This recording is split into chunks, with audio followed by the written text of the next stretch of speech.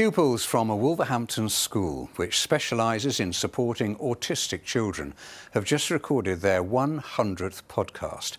Youngsters from Tettenhall Wood School set up their TWS Sports podcast in 2020 during lockdown, and they've interviewed 100 famous sports men and women. Wolves legend Steve Bull was their latest guest. Laura May McMullen went to meet them. I know it's a lot of money in your eyes, £64,000 for two players. It's not every day you get to interview a sporting legend, but that's exactly what pupils from Tettenhall Wood Special School in Wolverhampton have been doing for the last 3 years. Now you're probably looking at 64 million. And if it was million... Why people play that so much for a bunch of... You know what? See, cut the camera, cut it off, cut it off.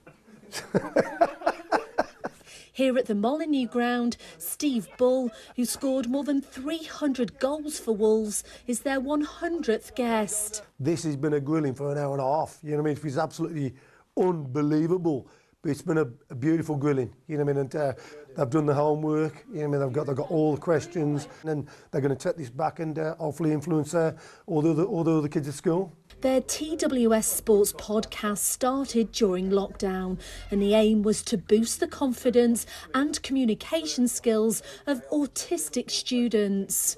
Back when I was young, 6 or something, I wasn't that much of a talkative person. I was a bit more of the quiet person. Before I joined the podcast, I wasn't the most social of people. As you can plainly see, I tend to wing it every now and then. As basically knowing when to use your intuition and when to stick to the script. Now, 3 years on, they've interviewed some very famous people, including Paddy McGuinness, who has autistic children himself, and also former England manager Sam Allardyce. Did you ever sign a player and then regret it? I like the way you put that question.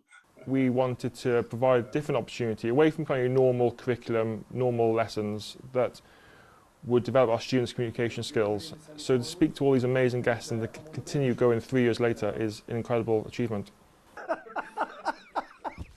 They say by having high ambitions, they've been able to draw in the guests, and Steve has already offered to do their 200th podcast. Laura May McMullen, BBC Midlands Today, Wolverhampton.